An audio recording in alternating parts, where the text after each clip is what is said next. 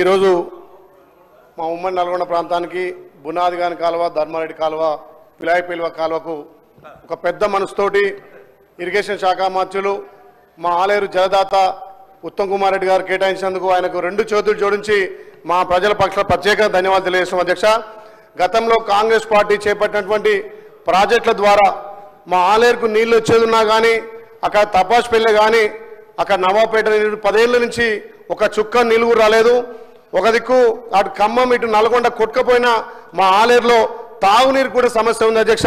మా ఇరిగేషన్ శాఖ మంత్రులు మా పట్ల దయ, మా ఆలేరు భువనగిరి ప్రజల పట్ల దయించి మొన్న ఇక్కడ మల్లన్న సాగర్ కానీ కొండపోచమ్మ కానీ ఎల్లాకమ్మ పలారాశేయడం చెప్పినట్టుగా తపాస్పల్లి నుంచి కూడా నవాపేట నుంచి నీళ్లు వదిలి సుమారు మా ఆలేరులో 100 చెరువులు నింపింది అధ్యక్ష.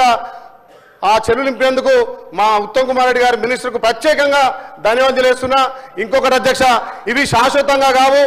మాకు గంధమల్ల ప్రాజెక్టు కడితే శాశ్వతంగా 8 మండలాలతో పాటు ఇక్కడ మందర సామేల్ గారి మోత్కూరు అక్కడ తుంగతుర్తి దాకా నిలిపోతాయి. కాబట్టి దయచేసి మన ప్రజాప్రభుత్వం గౌరవ ముఖ్యమంత్రి రేవంత్ రెడ్డి గారి సహకారంతో, అదేవిధంగా మా ఉత్తమ్ కుమార్ రెడ్డి సహకారంతో గంధమల్లను కూడా కొంచెం మాకు ప్రాజెక్టు చేస్తే ఆ ప్రాంతం సస్యశ్యామలం అధ్యక్ష.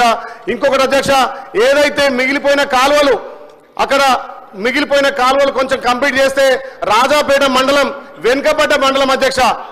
ఒక 8 కిలోమీటర్ కాలదవుతే 8 కిలోమీటర్ కాలదవుతే 12 చెరువులు నింతే అధ్యక్ష. మాకు తాగునీరుకు సాగునీరుకు ఇబ్బంది లేకుంటుంది. కాబట్టి దయచేసి మన ప్రజాప్రభుత్వంలో ఆ మిగిలిన కాలువలను కంప్లీట్ చేస్తే మా ఆలేరు సస్యశ్యామలం అవుతుంది.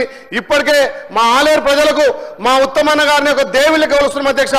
ఎండాకాలంలో కూడా ఇలా గోదావరి జలాలు ఆలేరు పాలించి ఆలేరు రైతుల కాలు గడిగే అదృష్టం నాకు కల్పించినందుకు ప్రత్యేకంగా మా ఇరిగేషన్ శాఖ మంత్రులు ఉత్తమ్ కుమార్ రెడ్డి గారికి ధన్యవాదాలు తెలియజేస్తూ బునాదిగాని కాలువ, పిలాయిపల్వ కాలువ కూడా నిధులు కేటాయించినందుకు మా ఆలేరు ప్రజల పట్ల ప్రత్యేకంగా ధన్యవాదాలు తెలియజేస్తున్నాను. థాంక్స్ అధ్యక్ష.